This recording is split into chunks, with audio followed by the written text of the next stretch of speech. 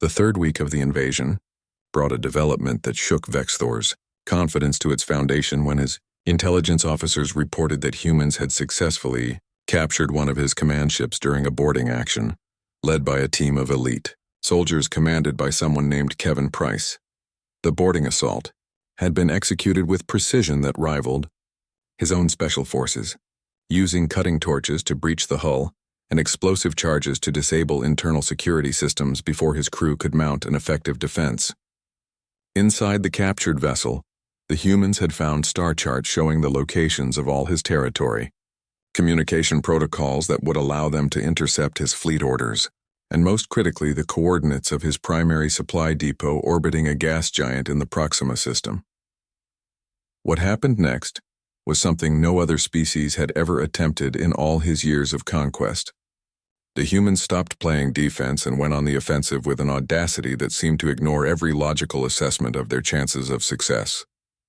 A hastily assembled fleet of human vessels that had been retrofitted with salvaged alien technology launched a direct assault on his supply station, traveling through hyperspace using navigation data they had stolen from the captured command ship.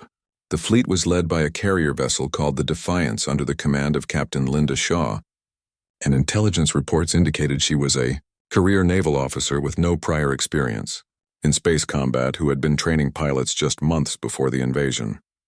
The human fleet should have been destroyed easily by the defense forces protecting the supply depot. Their ships were slower than his vessels. Their shields were weaker and drained power too quickly. Their weapons had shorter range and less destructive capacity. Every tactical analysis predicted a human defeat with minimal casualties on his side, but the analysis failed to account for the human tendency to ignore conventional tactics and embrace strategies that seemed designed to maximize chaos rather than follow established military doctrine. The human ships used ramming attacks that sacrificed their own vessels to damage multiple enemy ships.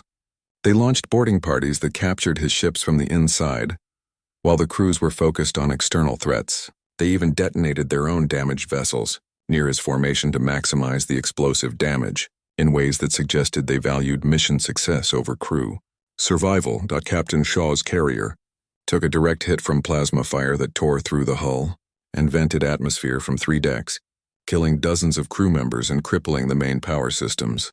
Standard military procedure would have been to retreat and save the remaining crew, but Shaw did something that Vexthor found both horrifying and impressive. She ordered all surviving crew to evacuate in escape pods, while she manually piloted the dying ship directly toward the supply station's main reactor core. The collision and subsequent explosion destroyed the station and 17 of his ships in a fireball that registered on sensors across the entire star system. Shaw's sacrifice had eliminated his primary supply depot and cut off resources to his forces on Earth, turning what should have been a minor raid into a strategic victory that shifted the entire balance of the campaign. Vexthor's ground forces on Earth began running low on ammunition and fuel as the supply lines collapsed.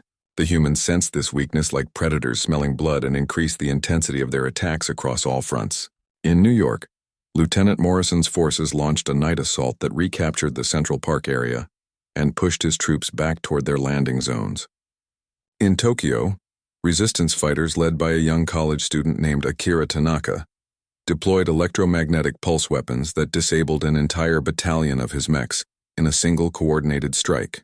In Moscow, a former Olympic athlete called Viktor Petrov personally led a commando raid that captured one of his generals, along with encrypted communication equipment. The captured general was brought before human negotiators, and Vexthor watched the interrogation through his intelligence network, expecting to see torture or execution as was standard practice in warfare. Instead, a diplomat named Helen Foster treated the general's wounds with medical supplies, offered him food and water, and asked questions about his people and his culture and his reasons for conquest in a tone that suggested genuine curiosity rather than hostility. She spoke to the prisoner as if he were a person worthy of respect rather than an enemy deserving only cruelty. When footage of this encounter reached Vexthor's command ship, he found himself confused by the human behavior that seemed to contradict everything he understood about warfare and the treatment of enemies. Why show mercy to a captured officer who would have shown them none? Vexthor asked Commander Krell, who had been studying human history and culture, to better understand their military behavior. Krell brought up information that troubled Vexthor more than any battlefield defeat could have. The humans had fought countless wars among themselves throughout their history, devastating conflicts with weapons capable of destroying their entire civilization multiple times over. But after each war they rebuilt their societies and often showed mercy to their defeated enemies, helping them recover and establishing lasting peace through cooperation rather than domination. They had concepts like war crimes and rules of engagement that limited what tactics they considered acceptable even when fighting for survival, and they actually punished their own soldiers who violated these rules regardless of military necessity. They limit themselves by choice. Krell explained with something like wonder in his voice. They could have deployed biological weapons that would have killed all our ground forces within days. They could have used chemical agents that would have made our occupied territories uninhabitable. They could have launched their nuclear arsenals at our fleet and accepted the radiation damage to their planet as the price of victory. But they chose not to use these weapons because they value their world and apparently they value some abstract concept. They call honor more than they value easy victory. Vexthor felt something break inside his understanding of warfare and conquest. These humans could have destroyed his entire invasion force from the beginning, using weapons they possessed but chose not to deploy. They were fighting with deliberate restraint against an enemy who had shown them no mercy and would have shown them none if the situation were reversed. The implications of this realization spread through his mind like cracks in glass. He had spent 300 years building an empire on fear and superior force, assuming that military might was the ultimate measure of strength. But the humans were demonstrating a different kind of strength that he had never encountered. The strength to show mercy when vengeance would be easier. The strength to restrain power when unleashing it would bring victory. Reports from his other territories began arriving on his command ship, showing that 3 species under his rule had rebelled after hearing about the human resistance. The economic cost of the Earth campaign had destabilized his government's ability to maintain control across his empire. His own high command was sending messages, questioning his leadership and suggesting that perhaps he should negotiate a withdrawal rather than continue a war that was bleeding resources and prestige with no end in sight. For the first time in 300 years, Vexthor considered the possibility that he might lose. Commander Vexthor stood tall on the bridge of his massive warship and looked at the screen showing all the worlds he had conquered over 300 years of endless war and domination across the stars, his 4 eyes gleaming with pride as he counted 47 different civilizations that had fallen before his military might and strategic genius that no other warlord in the galaxy could match, or even hope to challenge in any meaningful way. The Krill had given up after just one attack when they saw his plasma weapons tear through their best shields like paper in a storm. The Xanthari had begged and pleaded for mercy when their defensive networks collapsed under his relentless assault, and the insectoid Thrain had simply abandoned their home planet, rather than face the horror of his approaching fleet that blocked out their sun with thousands of warships. Every species he encountered followed the same pattern of resistance, followed by fear, followed by surrender, followed by acceptance of his rule, and he had come to expect nothing less from any civilization that dared to exist in territory he claimed as his own empire that stretched across 12 star systems and continued to grow with each passing year. Now, his scouts had discovered a new species on a small, blue and green planet they called Earth, located on the outer edge of the Sagittarius arm, where few advanced civilizations bothered to explore or colonize because the resources seemed limited compared to the richer inner regions of the galaxy. These creatures called themselves humans, and they had only recently managed to leave their home world to establish small colonies on their neighboring planets and moons, using primitive chemical rockets that seemed laughably outdated compared to the quantum drives his ships used to cross vast distances in mere hours instead of years. Intelligence reports showed that humans were divided into many competing groups they called nations that fought among themselves over resources and ideology and territory, which meant they would be easy to conquer because divided. Enemies always fell faster than united ones in every military campaign he had ever studied or personally led throughout his long career as the greatest conqueror the galaxy had ever known. His military advisor Krell approached with the invasion plan, displayed on a holographic projection showing 3 strike groups that would eliminate Earth's orbital defenses within the first few hours of the attack before the humans even understood what was happening to them. The human military forces were scattered across their planet in different national armies, with no unified command structure, which meant coordinated resistance would be nearly impossible once the initial shock of invasion set in and panic spread through their population centers. Within one standard cycle, by his estimation, the entire planet would surrender and join the long list of worlds under his control, adding their resources and population to his growing empire that seemed destined to eventually control the entire galaxy if he lived long enough to complete his grand vision. Vexus. Thor gave the order to begin the operation with a simple wave of his armored hand and watched as his fleet prepared to jump through hyperspace to Earth's location. The first wave of his forces materialized in orbit around Earth, on what the humans measured as a Tuesday morning in their primitive timekeeping system, and his massive Dreadnought-class ships appeared near their small space station like giants surrounding a child's toy. Within minutes, his weapon systems had destroyed 3 military satellites, and his communications officers broadcast a surrender demand in 40 different human languages that his computers had decoded from their public transmissions, expecting immediate capitulation as every other species had done when faced with such overwhelming force and technological superiority. The response came from someone identified as Admiral Peter Grant of something called the United Earth Defense Command, and his message contained only 4 words that surprised Vexthor with their simplicity and defiance. "Come and take it," the human said through the communication channel, his voice steady and completely lacking the fear that Vexthor expected to hear from a species facing certain destruction at the hands of a superior military force. Vexthor found this response amusing rather than concerning, because defiance always came before submission in his experience, and he had heard similar brave words from dozens of other species before they inevitably realized the futility of resistance and accepted his rule. But then something happened that had never occurred in any of his previous conquests across 3 centuries of warfare. The humans launched a counterattack using weapons that should not have existed at their primitive level of technological development, including nuclear missiles that had been modified with experimental drives that allowed them to accelerate to speeds his point defense systems were not calibrated to intercept. 2 of his heavy cruisers took direct hits from these weapons and suffered serious damage that knocked out their main power systems and left them drifting helplessly in space. Railgun platforms hidden on their moon suddenly activated and began firing solid projectiles at velocities that could punch through his ship's armor like bullets through flesh. Swarms of small fighter craft piloted by individual humans began launching from carriers and bases across the planet, and these pilots flew with a reckless abandon that seemed to ignore all sense of self-preservation as they deliberately rammed his vessels when their weapons ran out of ammunition. Within the first engagement, that should have been a simple demonstration of his overwhelming power, Vexthor lost 8 vessels to damage severe enough that they had to retreat from the battle space for repairs. No species in his 300 years of conquest had ever managed to bloody his fleet in the opening battle, and the shock of this outcome rippled through his command staff, who had grown accustomed to easy victories against terrified opponents.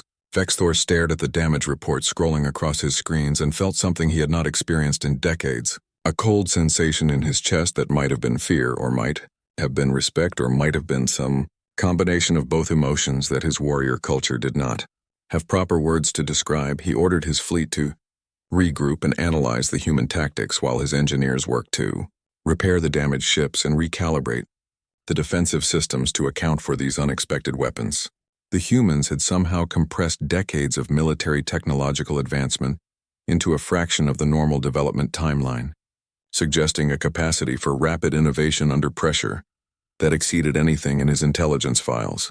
Vexthor decided to change his strategy from a purely orbital assault to a ground invasion that would allow his superior numbers and armor to overwhelm the human defenders in close combat, where their clever weapons would matter less than raw strength. Prepare for planetary assault, he commanded his officers, his confidence shaken but not broken by the unexpected resistance. The invasion force descended on 12 major cities across Earth in a coordinated assault designed to break human resistance through simultaneous shock and demonstrate the futility of fighting against his superior military might.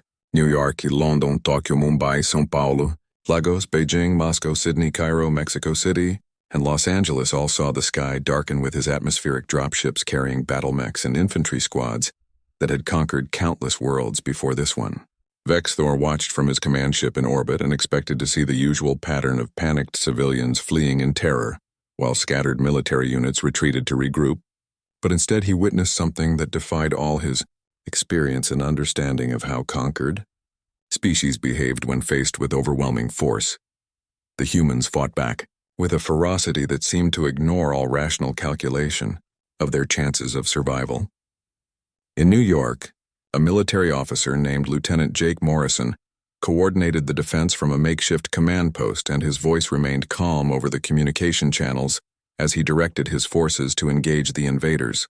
"All units fire at will and show these creatures what we are made of," he said without a trace of fear in his tone. The human soldiers used their city as a weapon in ways Vexthor had never seen before, collapsing massive buildings onto his advancing mechs and flooding underground tunnels that his forces tried to use as rapid transit routes through the urban environment. Snipers positioned in tall buildings picked off his officers from distances that seemed impossible for handheld weapons, and one woman identified as Karen Hughes made a shot from over a mile away that killed one of his best tactical commanders. The strangest thing was that the civilians did not run away or hide in shelters as every other conquered species had done. A firefighter named Danny Foster used his knowledge of the city's hidden steam tunnel system to lead guerrilla attacks that struck his forces from unexpected angles and then vanished before his troops could respond. A taxi driver called Maria Santos drove through streets blocked by rubble and enemy fire to deliver ammunition and supplies to trapped military units that should have been forced to surrender hours ago. Groups of teenagers who should have been cowering in fear instead programmed small flying drones to drop homemade explosives on his armored vehicles with surprising accuracy Vexthor had expected the city to fall within hours based on every military model his computers had run before the invasion. 3 days later, his forces were still fighting for every block and every building, taking casualties at a rate that exceeded anything in his 3 centuries of warfare. The other 11 cities reported similar situations with resistance that refused to break, no matter how much pressure his forces applied. His casualty count climbed past 20,000 soldiers dead or wounded, a number that represented more losses than he had taken in his last 10 conquests combined. "What manner of species fights this way?" asked Commander Krell as he reviewed the tactical reports that painted an increasingly grim picture. "They should have surrendered by now according to every psychological profile we have on pre-spacefaring civilizations." Vexthor studied the video feeds from the ground battles and saw things that disturbed him in ways he could not fully articulate. Human soldiers defending a hospital refused to retreat even when wounded and bleeding, continuing to fire their weapons until they physically could not hold them anymore. Civilians formed human chains to evacuate children from danger zones while artillery fire rained down around them. A pilot named Chris Palmer deliberately crashed his damaged aircraft into one of the dropships, rather than eject to safety, taking out the entire vessel and its crew in an act of sacrifice that seemed insane to Vexthor's military logic. For the first time in 300 years of conquest, Vexthor felt doubt creeping into his mind like poison. He ordered a tactical withdrawal from the cities to reassess the situation and develop a new strategy that would break this impossible resistance. His plan was to maintain orbital superiority and use bombardment from space to starve the cities into submission without risking more ground troops in urban combat that clearly favored the defenders. But Commander Krell brought news that complicated this new strategy in ways that Vexthor found almost unbelievable. The humans had somehow reverse-engineered shield technology from his crashed vessels and were already installing defensive systems around their major cities. Their manufacturing capacity had increased dramatically as they converted civilian factories into military production facilities at a speed that should have taken months, but had happened in days. Automobile factories now produced tanks and armored vehicles. Electronics plants manufactured targeting systems and guidance computers, and their entire civilian shipping infrastructure had been militarized to move troops and supplies. The humans had transformed their entire civilization into a war machine in less than a week, demonstrating an adaptability that exceeded anything in Vexthor's extensive database of conquered species. When Vexthor suggested destroying their manufacturing centers from orbit, Krell displayed holographic images showing that the factories were distributed across the entire planet in thousands of locations, both large and small. "They are all manufacturing centers now," Krell explained with frustration in his voice.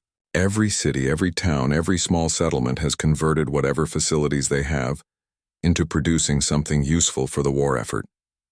We would have to glass the entire planet to eliminate their production capacity, and that would destroy the very resources we came here to acquire.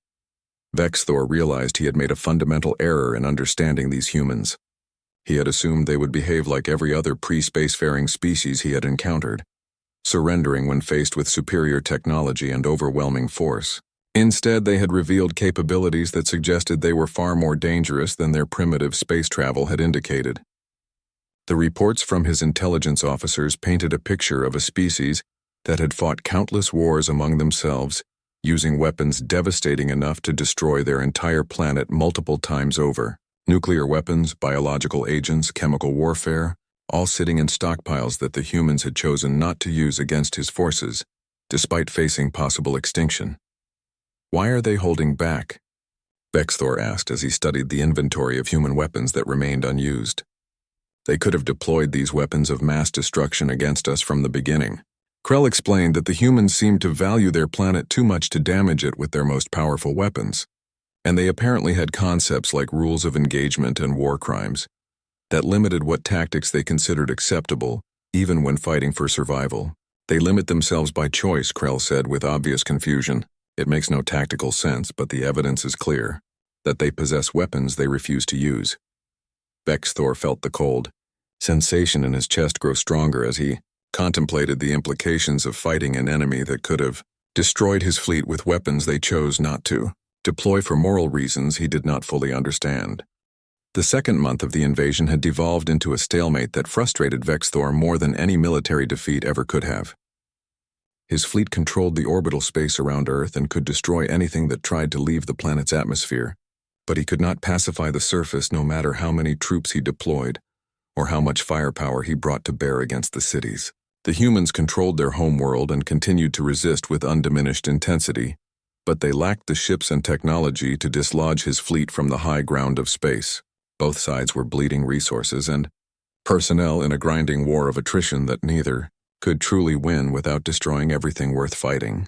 For intelligence reports from across, his empire painted a grim picture of rebellion and instability that threatened everything he had built over 3 centuries of conquest. 3 species previously under his rule had declared independence after being inspired by the human resistance, and his military forces were too committed on Earth to suppress these uprisings effectively. The economic cost of maintaining the invasion fleet and replacing losses had destabilized his government's finances to the point where some colonies were refusing to pay tribute. His own high command was divided between those who wanted to escalate the war and those who advocated for withdrawal, and the political infighting weakened his authority with every passing day. Then the humans did something that surprised him yet again. They sent a single emissary to his flagship under a flag of truce, requesting an audience with Vexthor himself to discuss possible terms for ending the conflict. The emissary was a woman named Dr. Elizabeth Warren, who was identified as both a xenobiologist and a diplomat, which meant she studied alien life forms and also negotiated between different groups. She arrived in a small shuttle that was escorted by his fighters to the main hangar bay, and she came alone without weapons or guards or any visible means of protecting herself. Commander Krell and several other advisors warned that this might be a trap or an assassination attempt, but Vexthor's curiosity overrode his caution, and he agreed to meet with the human representative in his war room. Dr. Warren stood before him, barely reaching the height of his chest, her species so physically fragile compared to his armored physiology that he could have killed her with a casual blow. Yet she showed no fear as she looked up at him with steady eyes that held neither hatred nor submission. "Commander Vexthor," she began in a calm voice, "I am here to offer you a choice that will determine the future of both our civilizations." He found her boldness amusing and let out a harsh laugh that echoed in the chamber. "You are in no position to offer anything," he replied. "Your planet is surrounded, your military is exhausted, and I could resume bombardment at any moment. Are you certain about that?" she asked and pulled up holographic displays that showed the current state of his empire in brutal detail. Rebellion spreading across multiple systems, supply shortages affecting fleet operations, political dissent among his high command, economic instability threatening his government. You have conquered 47 worlds in 3 centuries and built an empire on fear and subjugation, she said. But fear is exhausting to maintain, and eventually everyone stops being afraid. Eventually they realize that your power depends on their submission, and that submission is a choice they can revoke. Vexthor felt his mandibles twitch with barely controlled anger. What exactly are you proposing, human? He demanded. Dr. Warren's expression remained calm, but her voice carried an edge of steel underneath the diplomatic courtesy. Peace, she said. Not surrender, but an actual peace between equals. You withdraw from Earth and recognize our sovereignty as an independent species. In exchange, we will not pursue your retreating forces. We will not seek revenge for what you have done to our cities. And we will even offer trade agreements and technological exchange that could benefit both our civilizations. Why would I accept these terms when I still have superior military force? Vexthor asked, even though he knew his position was weaker than he wanted to admit. Dr. Warren's expression hardened, and she displayed images that made his blood run cold. Human nuclear stockpiles containing enough warheads to turn his entire fleet into radioactive dust. Biological research facilities capable of creating plagues that would devastate his species. Chemical weapons that could make Earth's atmosphere toxic to his soldiers while leaving humans protected in sealed environments. Weapons that had never been deployed but existed in quantities, sufficient to change the entire nature of the war. We have been fighting you with restraint because we do not want to destroy our own planet in the process of defending it, Dr. Warren explained. We have been limiting our tactics to preserve our cities and minimize civilian casualties on both sides. But if you force us to choose between extinction and total escalation, we will burn everything, including you and your entire fleet, to ash and accept whatever remains of our world as the price of survival. Her words carried absolute conviction. That told Vexthor she was not bluffing about the human willingness to use these terrible weapons if pushed beyond some invisible line. There is another option, she continued, and her voice softened slightly. You could learn from us instead of fighting us. Humans have been where you are now. We have built empires on conquest and watched them crumble. We have fought wars that devastated entire continents and then rebuilt and made peace with our former enemies. The greatest civilizations in our history were not the ones that conquered the most territory. They were the ones that inspired loyalty, created genuine value for their citizens, and treated others with dignity even when they had the power to do otherwise. Vexthor studied the small human standing before him with such confidence despite her physical weakness. Everything about his culture and his 300 years of experience told him that showing any weakness would invite defeat and humiliation. But something in Dr. Warren's words resonated with doubts that had been growing in his mind since the invasion began. He thought about his soldiers dying in cities they could not pacify. He thought about the rebellion spreading through his empire. He thought about the captured general being treated with mercy by Helen Foster. He thought about Captain Shaw sacrificing herself to destroy his supply depot. He thought about that child who had helped his wounded soldier despite having every reason to let him die. I will consider your words, Vexthor said finally, which was as close to an admission of uncertainty as his pride would allow. Dr. Warren nodded as if she understood the significance of this small concession. I will return to Earth and inform my government that negotiations are possible, she said. But understand that we have a limited window before the voices calling for total war overwhelm the voices calling for peace. Choose wisely, Commander, because the next choice might be your last. She turned and walked away, leaving Vexthor alone with thoughts that troubled him more than any battlefield ever had. Questions about strength and power, and what it truly meant to be worthy of the empire he had built. 3 days after Dr. Warren's visit, Vexthor called a meeting with his entire high command and made an announcement that shocked every officer present. He would accept the human terms and agree to a peace treaty that recognized Earth as sovereign territory outside his empire. Commander Krell erupted with anger that bordered on insubordination. This is surrender, he shouted. Our ancestors will curse your name for 300 generations. Every species we have conquered will see this as weakness and the empire will collapse within a year. No, Vexthor replied with a calm that surprised even himself. This is wisdom finally earned at great cost. I have faced species with superior technology, overwhelming numbers, and powerful weapons during my 3 centuries of conquest. I defeated them all because they lacked one critical element that no amount of military force can overcome. They lacked the will to suffer endlessly for what they believe in.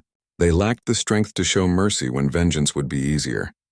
They lacked the vision to see beyond immediate victory to lasting peace. Humans possess all these qualities in abundance, and that makes them more dangerous than any enemy I have ever faced. He pulled up battlefield footage on the holographic displays. Not the usual tactical analysis of victories and defeats, but specific moments that had haunted him since the invasion began. A medic named Claire Thompson, running through heavy fire to reach a wounded soldier, and then treating both human and alien casualties with equal dedication. A father called Gregory Martin throwing himself over his children during an artillery bombardment and taking shrapnel meant for them. A group of teenagers rebuilding a damaged school the very next day after it had been destroyed, refusing to let fear stop them from pursuing their education. These images played across the screens while his command staff watched in silence. These humans do not just fight for survival, Vexthor continued. They fight for each other and for ideals they consider more important than their own lives. They fight for a future they believe in even when the present looks hopeless. You cannot bomb that kind of strength out of existence. You cannot intimidate it into submission. You cannot conquer it with superior firepower. I learned this truth too slowly, and it cost us thousands of lives that should never have been lost. The peace signing was arranged to take place in neutral space far from both Earth and his home territories. His flagship and a human vessel designated the Constitution met at coordinates provided by mediators from a neutral species that had no stake in the conflict. Representatives from both sides gathered in a diplomatic chamber that had been hastily constructed from modular components, and the atmosphere was tense with centuries of warrior tradition confronting an uncertain future. Admiral Peter Grant led the human delegation along with Dr. Warren and several other officials whose names Vexithor had memorized from intelligence reports. On his side stood Commander Krell and his most senior officers, all watching him with expressions that ranged from respect to disgust. The peace treaty was surprisingly simple considering the complexity of the conflict it was meant to resolve. Both sides agreed to mutual recognition of sovereignty, immediate cessation of all hostile actions, establishment of trade relations that would benefit both civilizations, and exchange of all prisoners taken during the fighting. The terms were fair and even generous considering how much leverage the humans could have demanded, given his weakened position. This generosity troubled Vexthor, because it suggested they truly meant what they said about wanting peace, rather than merely seeking advantage through negotiation. When the time came to formally sign the agreement, Vexthor did something that no one in either delegation expected. He removed his ceremonial armor piece by piece, setting aside the symbols of military authority that he had worn for 300 years of conquest.